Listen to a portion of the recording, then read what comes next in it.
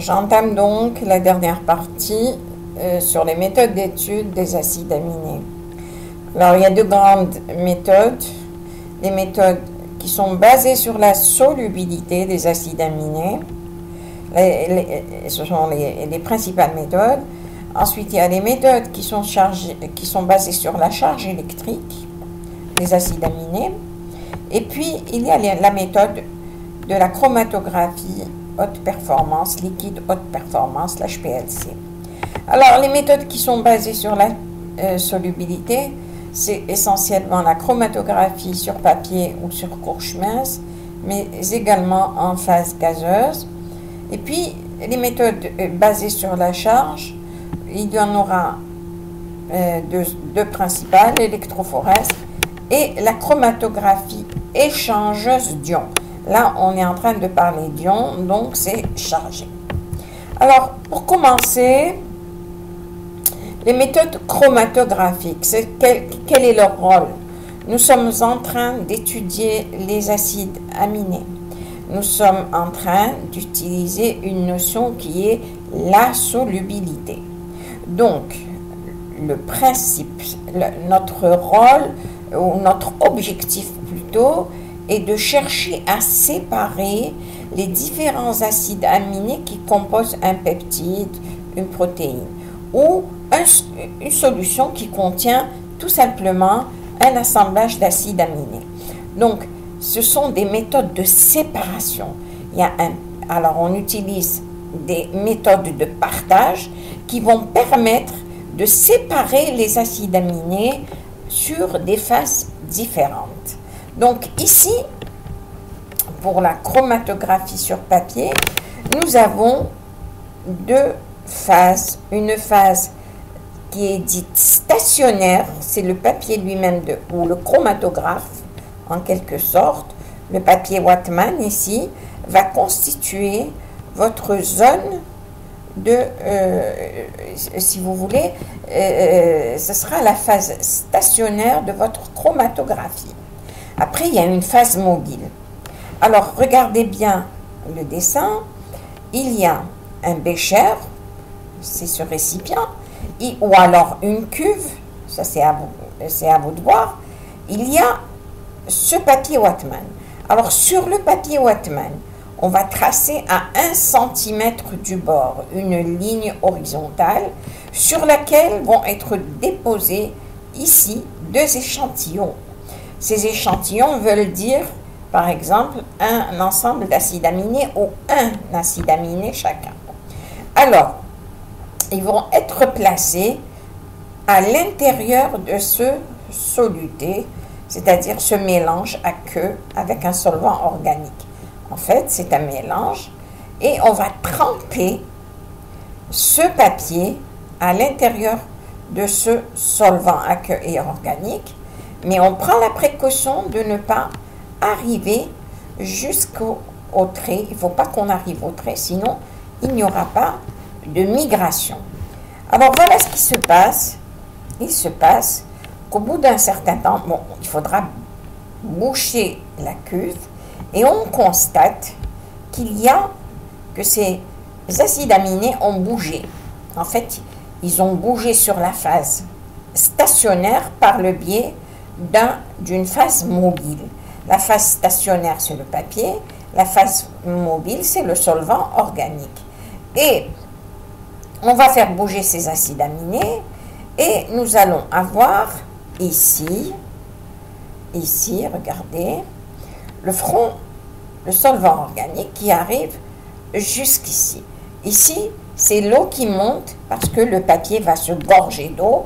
C'est la phase stationnaire. Mais, ce qui est important à savoir, c'est que comme c'est un solvant organique, automatiquement, les molécules hydrophobes vont être attirées par le solvant organique. Rappelez-vous, quand je vous avais parlé des acides gras, et je vous avais dit que les acides gras, comme ce sont des molécules qui sont très peu solubles dans l'eau, elles sont solubles dans les solvants organiques. Donc, ce sont des composés hydrophobes. C'est le cas des acides aminés également. Donc, les acides aminés hydrophobes vont être attirés par la phase organique. Donc, ils vont migrer beaucoup plus loin que les acides aminés qui ne sont pas hydrophobes et qui migrent, mais qui migrent peu. Alors, à partir de là, on peut dire qu'il y a eu un partage entre une phase hydrophile et une phase hydrophobe. D'accord? La migration, elle a été faite par capillarité, c'est-à-dire que ça monte tout seul, doucement, doucement, doucement, comme les capillaires. Et les acides aminés hydrophobes vont migrer le plus. Je vous ai expliqué pourquoi. Une fois qu'ils ont migré, comment on peut les voir? Sur le papier Whatman, il y a deux méthodes. Soit on les colore par le colorant à la ninhydrine. Rappelez-vous, la ninhydrine, je vous en avais parlé, colore les acides aminés en violet et en jaune la proline. Eh bien, on va mettre ce colorant pour identifier, pour voir les acides aminés, s'ils sont là ou pas. L'identification des différents acides aminés, après bon, on a vu qu'ils avaient migré, mais comment on va identifier les acides aminés? Comment on va savoir que cet acide aminé, c'est de la leucine, que cet autre est de l'isoleucine, par exemple, ou de la méthionine? Donc, on va faire une comparaison avec des témoins. Alors, comment on fait cette comparaison? En calculant le RF. Donc, si on a des acides aminés que l'on connaît, on va les mettre et on va les faire migrer. Et on va calculer leur RF. D'accord? Donc, si on a la leucine, par exemple, on a un RF qui aura une valeur X1. Si on a l'isoleucine, ce sera une autre valeur X2. Maintenant, on met notre solution inconnue et on trouve que c'est une valeur qui est égale à X2. Donc, on pourra dire que ce sera de l'isoleucine. C'est une comparaison des rapports frontaux. Le rapport F, c'est le rapport au front de chaque soluté. On l'appelle aussi le rapport à un témoin. Alors, voilà. Pardon. Voilà. Le RF. Regardez ici, il y a une migration de cet acide aminé. Ici, on appelle le front du solvant. Et le front du solvant est déterminé par une hauteur H, grand H. Et la migration de l'acide aminé, c'est petit h. Alors, le RF, c'est petit h sur grand H. D'accord? Je reviens en arrière. Voilà. Donc, ici, il va migrer. Et la hauteur ici, c'est le grand H. Et la hauteur ici, c'est le petit h. La hauteur ici, c'est le petit h à partir du trait que j'ai tracé au départ. Alors, la chromatographie sur couche mince, c'est le même principe que la chromatographie sur papier. Tout à l'heure, la phase stationnaire était une feuille de papier. Dans le cas présent, ce sera de la silice. Donc, c'est une couche de silice. Silice qui normal que vous utilisez. Alors, la phase stationnaire est déposée sur un support. Alors, évidemment, il va y avoir une capillarité, c'est-à-dire que les acides aminés vont migrer par le biais d'une phase mobile sur cette phase stationnaire et on va avoir des hauteurs de la même manière que tout à l'heure. Alors, le mélange à étudier, donc inconnu, est déposé à l'aide d'un capillaire. Un capillaire, c'est un petit tube très très fin où les prélèvements liquides montent par capillarité, ça monte à 1 cm du bord, puis placé dans une cuve contenant l'éluant. Alors, le solvant tout à l'heure, le solvant là qui a fait monter des acides aminés s'appelle l'éluant. Pourquoi l'éluant? Parce qu'il va éluer, il va faire sortir et on va capter les acides aminés que l'on recherche. Alors, le niveau de l'éluant devant être en dessous du produit déposé, c'est ce que je vous avais dit. La cuve de chromatographie, donc la cuve où je vous avais dit de Bécher, est ensuite refermée par un couvercle. L'éluant migre sur la plaque de silice, c'est ce qu'on appelle la phase mobile, par capillarité en entraînant les composés du mélange étudié. Si les vitesses de migration des composés sont différentes, alors les produits, les acides aminés seront séparés. La plaque de chromatographie est ensuite soit lue directement si on peut voir les taches, ou encore on peut utiliser une lumière UV, ou encore ils peuvent être colorés par un colorant comme la ninédrine. Ici, ils peuvent être également révélés avec une solution d'acide sulfurique, puis ensuite mis dans une étuve pour qu'on puisse les visualiser. Alors regardez ici, on a une solution inconnue, on va la faire migrer, on suppose que c'est du papier Whatman ou alors une couche de silice, chromatographie sur couche mince ou chromatographie sur papier, le principe reste le même.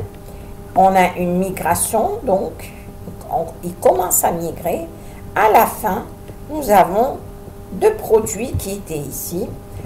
On va dire qu'il y a un premier acide aminé, un deuxième acide aminé, avec des hauteurs différentes. Le petit H1, le petit H1, H2. Et là, c'est, alors, H1, petit H1, petit H2 et L2. Bon, ils ont pris uniquement ce qui est bleu.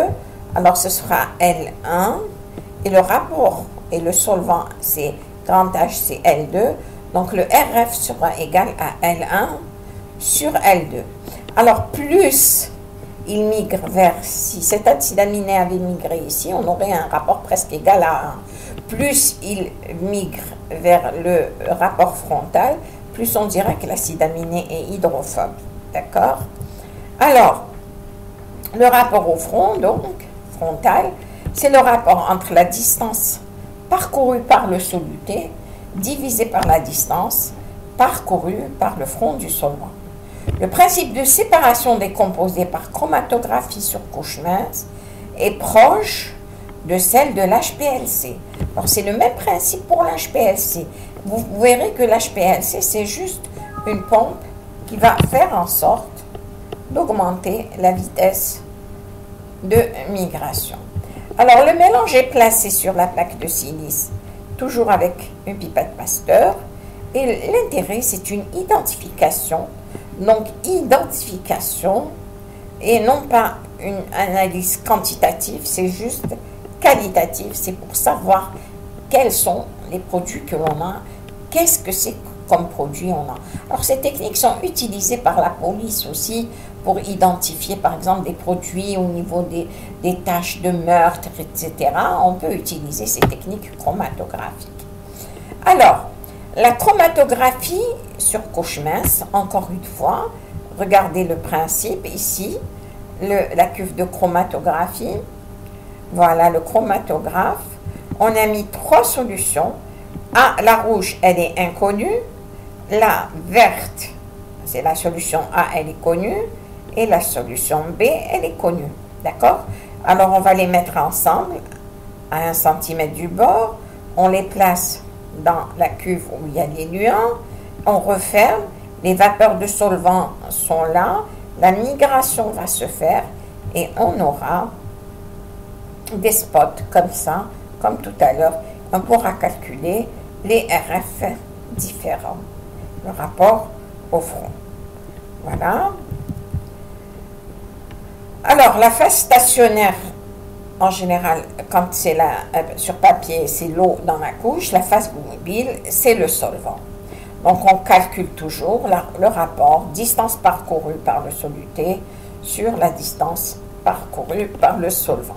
Alors, si le soluté est soluble dans la phase stationnaire, donc la phase stationnaire, le RF va être faible parce qu'il ne va pas beaucoup bouger, donc la hauteur ne sera pas très importante s'il est soluble dans la phase stationnaire. Donc si je considère que c'est l'eau, donc il ne va pas trop migrer. Mais si le soluté est soluble dans la phase mobile, le RF va tendre vers 1 parce qu'on aura, si par exemple il va jusqu'ici, on aura un H qui est presque proche de grand H et le soluté sera soluble dans la phase mobile et le RF tendra vers 1. Alors, chromatographie encore sur papier, regardez ce qu'on a, la solution qui est connue, l'étalon 3 qui n'est pas connu, il y a un témoin aussi, le témoin c'est pour vérifier que la technique fonctionne. Et on a notre malade inconnu. Donc, ici, on voit que l'étalon 1 a migré ici, l'étalon 2, il a migré ici, et l'étalon 3, il a migré ici. Ces trois substances sont connues. D'accord? Ces trois substances sont connues. Là, le témoin, c'est pour vérifier, parce que c'est un témoin qui contient l'étalon 2 et l'étalon 3, pour vérifier qu'ils sont à la même hauteur, c'est pour vérifier, c'est un témoin pour vérifier que la technique fonctionne. Effectivement, regardez, ils sont au même niveau. On a mis l'étalon 2 et l'étalon 3 dans ce témoin, et ce témoin nous montre que la migration est identique pour l'étalon 2 et pour l'étalon 3. Alors, notre malade, il va avoir en fait les trois solutions. Et on retrouve les trois étalons. Donc, comment on va comparer? On va comparer le RF. Celui-là est identique à celui-là. Le RF de celui-là, il est identique à celui-là. Et le RF de celui-là, il est identique à celui-là. Ces substances sont connues. Donc, notre mélange est connu automatiquement. Ce sera ce produit, plus ce produit. Ou encore, directement, sans même calculer le RF, on compare les spots de migration et on voit qu'ils sont au même niveau. On peut donc identifier les produits directement. Alors, l'électrophorèse est une technique basée sur la charge électrique. Et pas uniquement la charge électrique, il y a le pH qui joue un rôle important. Les acides aminés à un pH donné, à un pH bien déterminé. Les acides aminés, donc chargés électriquement, ils sont chargés. On a dit que c'était des molécules qui se chargent soit positivement, soit négativement en fonction du pH du milieu dans lequel on les met. Donc à un pH donné, les acides aminés vont être chargés soit comme des cations positifs ou des anions négatifs. On va faire un dépôt et on place au milieu du papier absorbant notre dépôt. Alors le dépôt, il va être en contact avec une solution tampon. Le tampon, alors on dit que c'est une solution tampon parce que c'est une solution qui ne va pas faire varier le pH. On dit que c'est à pH 1, donc cette solution tampon ne va pas trop modifier le pH en zone 1. Donc, ça dépendra du pH du milieu. Le papier est connecté à deux électrodes, donc une cathode et une anode. Et lorsque le courant est établi, les cations vont se déplacer vers la cathode et les anions vers l'anode. La vitesse de chaque espèce dépend du pH et de la solution, du pH de la solution tampon et du point isoélectrique du PHI. Et après, on fait une coloration pour révéler, pour voir les tâches de migration. Voilà comment est réalisée une technique chromatographique. Voilà, le courant continue. Il y a une charge positive, une charge négative. Et notre solution tampon est là. Et voilà la plaque d'électrophorèse. En général, on met un gel sur la plaque. On fait les dépôts et on va attendre la migration qui va se faire en fonction du pH du tampon et en fonction des pH I, c'est-à-dire du point isoélectrique de ces acides aminés. Là, il vous dit c'est du papier filtre. Ici, c'est du papier filtre, mais on peut utiliser du gel, d'accord? Il y a du papier filtre, il y a de la cellulose, on dit électrophorèse en cellulose, électrophorèse en gel, etc. Bon, alors voilà, on suppose que c'est un groupe d'acides aminés et un groupe d'acides aminés. Alors, certains seront chargés positivement, c'est des cations, ils iront vers le pôle négatif, la cathode, et les autres qui seront chargés négativement, ils vont aller vers le pôle positif, donc vers l'anode. Alors regardez, un profil d'électrophorèse, vous avez la sérine au milieu, l'acide glutamique qui va vers le plus, l'histidine et la lysine qui vont vers le moins. Alors ce qui veut dire que ces deux acides aminés sont chargés positivement et cet acide glutamique est chargé négativement. Alors que la sérine n'a pas bougé, on dira qu'il est au point de dépôt et qu'il est à son point isoélectrique. Je vais vous dire, est chargé égal à 0. Pourquoi? L'acide glutamique est chargé négativement, il va vers le plus. L'histidine et la lysine sont chargés positivement. Donc, à votre avis, quel est le pH de ce milieu? Ce sera le pHI de la sérine. Parce que la sérine se trouve au milieu, qu'elle n'a pas bougé. Alors, au pHI, au pH du milieu égale 6, la sérine se trouve égale à 0, sa charge électrique. L'acide glutamique sera chargé négativement. Si par exemple c'est A6, oui, effectivement, l'acide glutamique A6 est chargé négativement. Parce que son pHI, il est en milieu acide. Alors que l'histidine et la lysine sont des acides aminés qui sont basiques. Leur pHI est élevé, il est un pH basique. Donc, on est encore en charge positive avant d'atteindre le pHI et ils seront chargés positivement. Donc, on est à un pH à peu près autour de 6. Alors, qu'est-ce que l'isoélectric focusing? Alors, l'isoélectrofocalisation. Alors, c'est un gradient de pH qui a été placé dans un gel. Donc, un gradient, c'est un mélange, c'est des pH. On a mis des ampholites, des substances. Ce sont des molécules de synthèse qui sont introduites dans un gel. Et on a différents pH dans ce gel. On a des pH à 3, des pH à 2, et on va mettre nos solutions d'acides aminés, lesquelles elles vont bouger, mais dès qu'elles atteignent leur pHI, elles vont s'arrêter. Donc, ces molécules migrent rapidement dans le gel jusqu'à atteindre une zone où leur charge devient égale à 0. C'est-à-dire quand elles atteignent leur pHI. Elles ont alors une distribution statique telle qu'elle génère un gradient de pH sensiblement linéaire le long du gel. D'accord?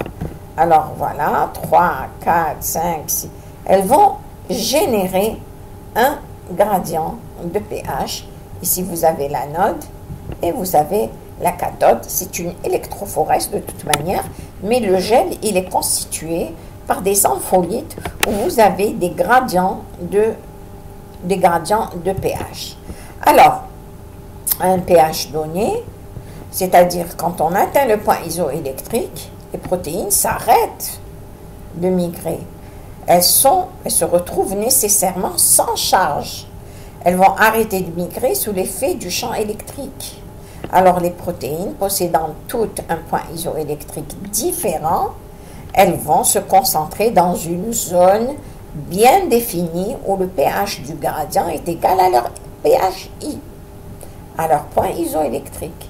C'est donc la combinaison, c'est-à-dire l'assemblage du gradient de pH avec le passage du courant électrique à travers la substance à analyser qui va permettre réellement la séparation des polypeptides.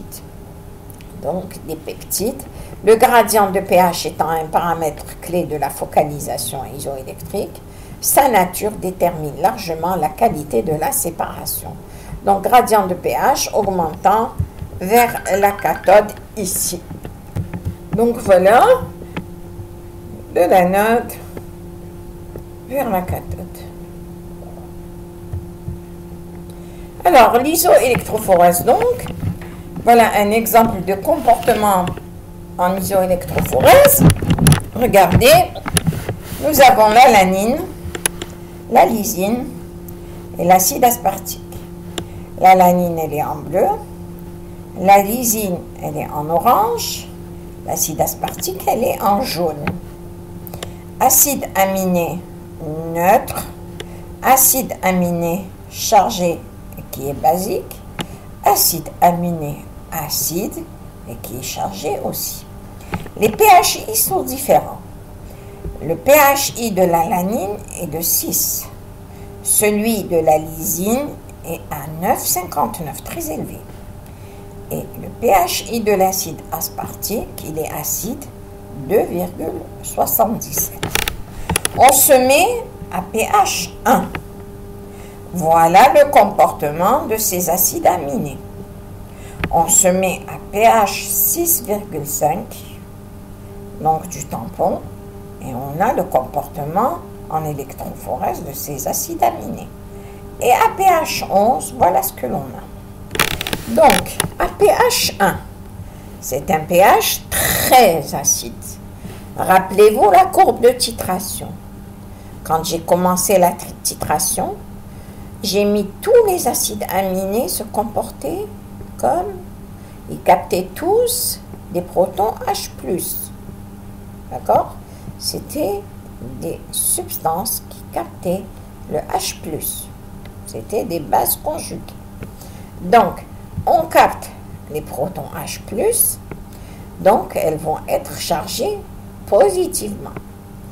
Alors, l'alanine et l'acide aspartique sont au même niveau. La lysine, elle est plus proche, ici, du pôle négatif. D'accord? Donc ici, c'est des cations. Et les cations vont aller vers la cathode. Alors, les cations, ici, chargés positivement. La lysine, elle est plus proche, du moins. Ça veut dire qu'elle est encore plus chargée. Et c'est vrai, à pH 1, la lysine a 2 charges positives parce qu'elle a 2 groupements NH3+.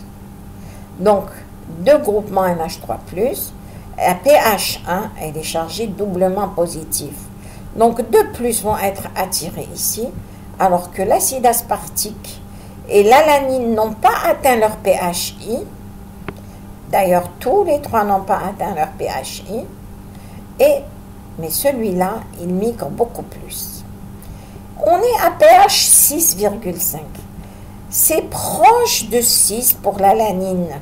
Le pHI de l'alanine est de 6. Donc, le pH du milieu, il est plus proche de l'alanine. Ici, à 6, l'alanine est à son pHI. Là, c'est le point de dépôt, donc elle ne va pas bouger, très peu.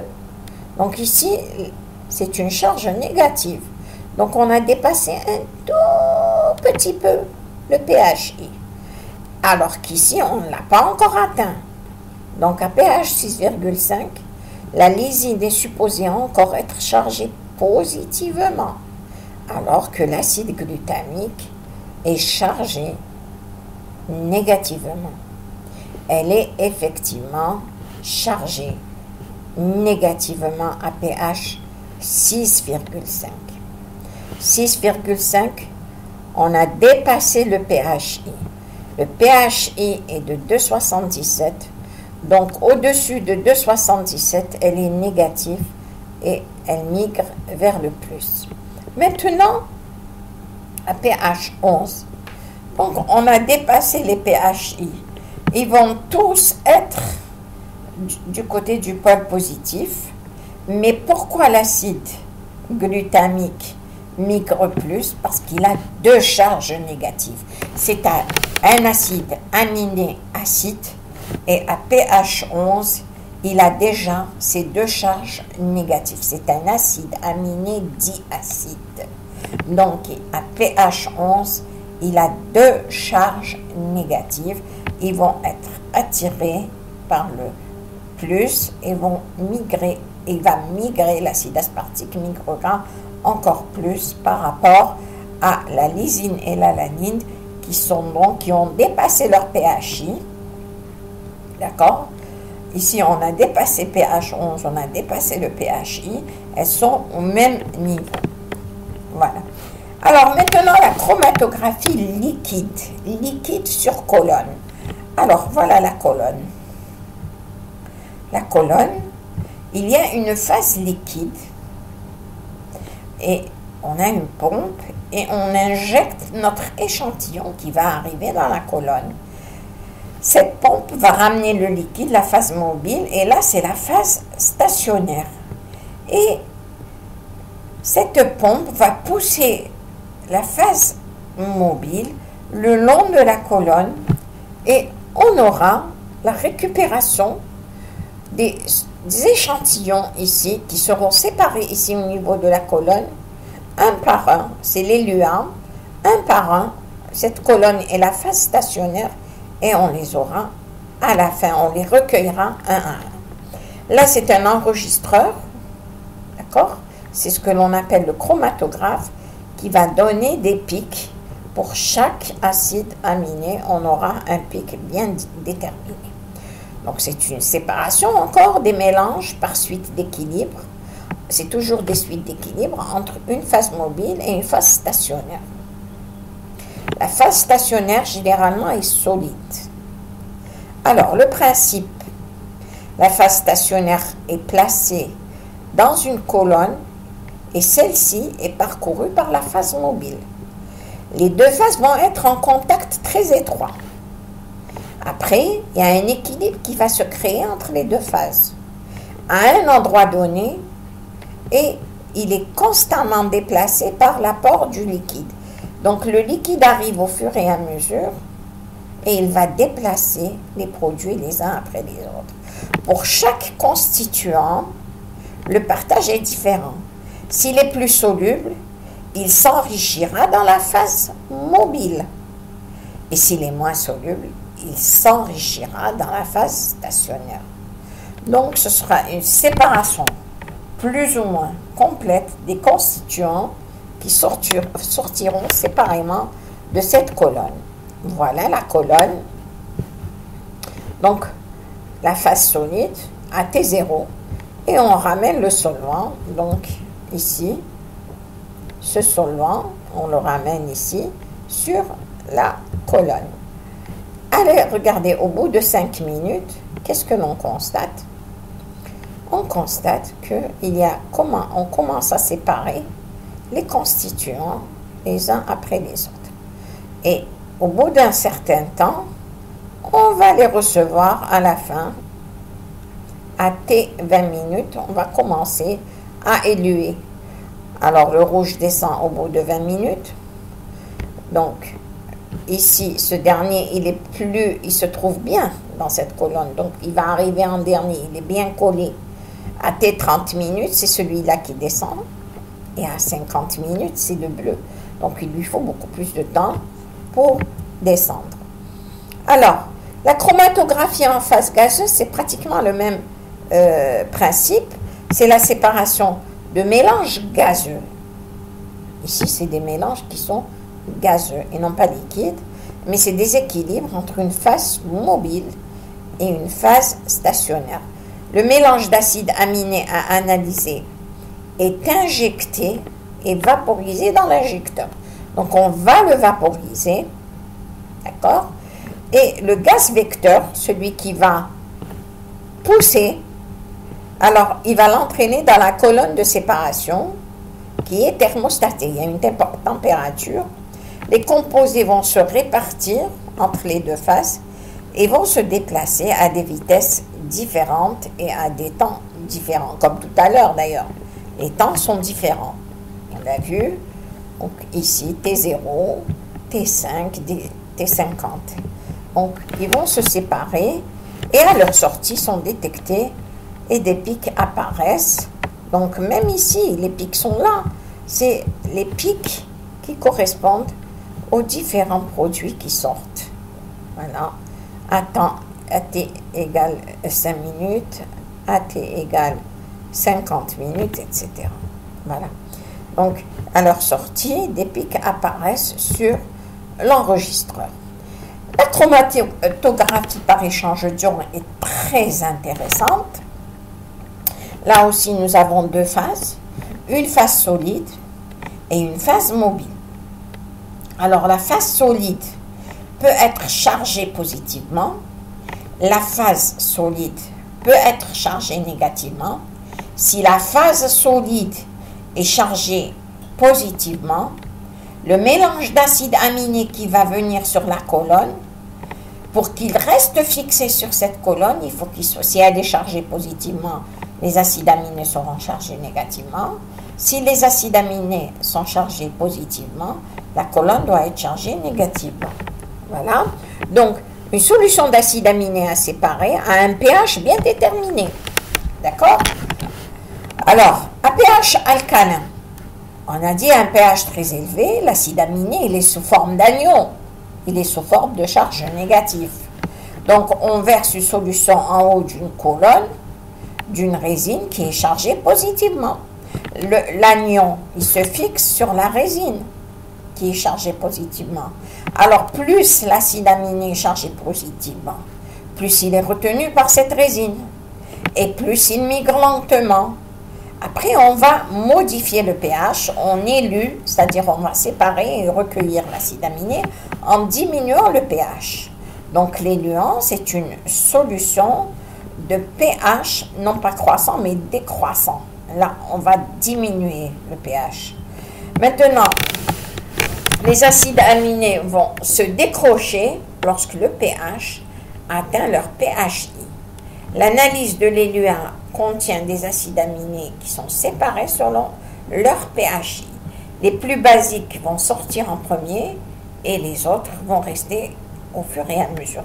Donc ici, je répète, c'est une solution de pH décroissant. On peut avoir une solution de pH croissant si on a l'acide aminé sous forme de cation et on va augmenter effectivement le pH pour atteindre les pH. Je m'explique.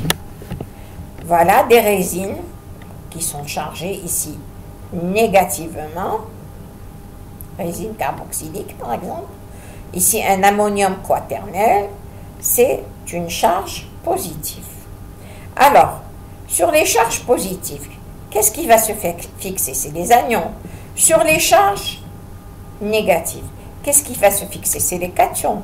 Donc, on a un échangeur de cations. Ici, on a un échangeur d'anions. Alors, que va-t-il se passer?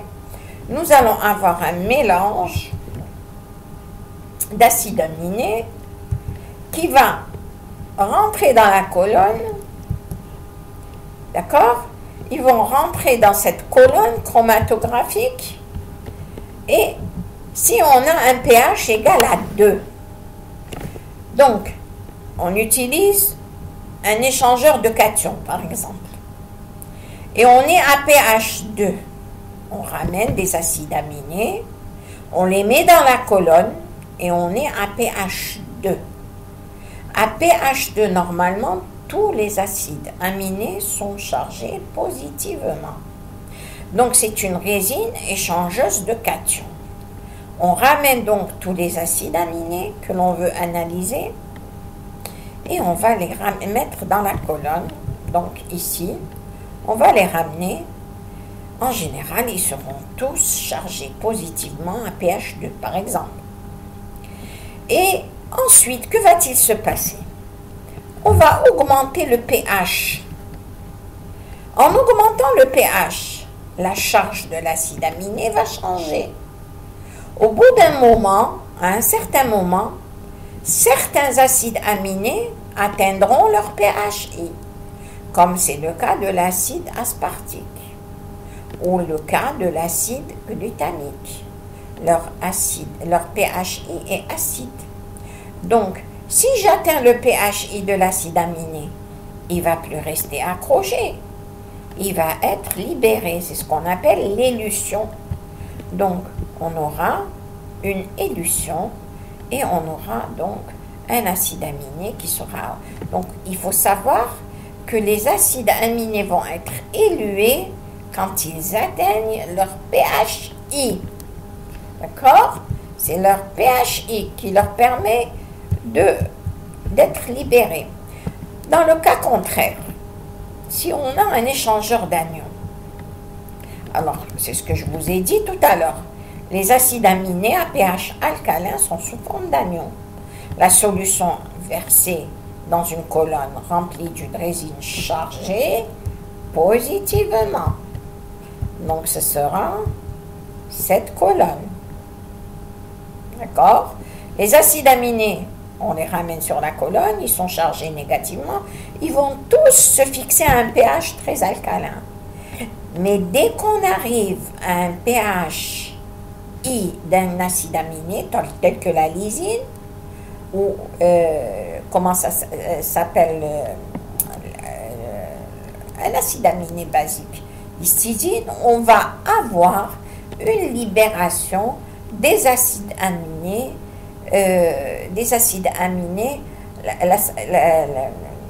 les basiques vont descendre en premier, et ensuite les neutres, et les acides aminés acides seront élués en dernière position. D'accord? Donc, c'est un pH décroissant, et on libérera les acides aminés au fur et à mesure que l'on atteindra leur pHI, au fur et à mesure, donc, et en fonction du pH. Voilà un exemple de séparation de chromatographie échangeuse d'ions. Alors, l'alanine, son pH est de 6.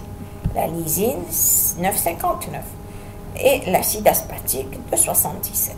Alors, regardez leur comportement ici en chromatographie échangeuse d'ions. À pH 1, on a dit que pratiquement tous les acides aminés étaient chargés positivement. Regardez l'alanine plus 1, l'acide aspartique plus 1, mais la lysine plus 2. Ils sont tous accrochés sur la colonne échangeuse de cations.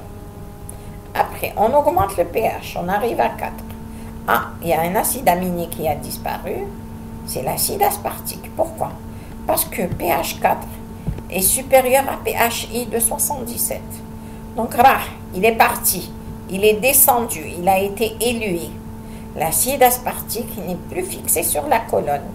On a dépassé son pHI, donc il est sorti. Mais les deux autres sont encore là parce qu'on n'a pas atteint le pHI 6 et on n'a pas atteint le pHI 9,59. On est à pH 4. On va vers le pH 6,5. 6,5, normalement, l'alanine, on a dépassé son pHI. Donc, elle est déjà sortie.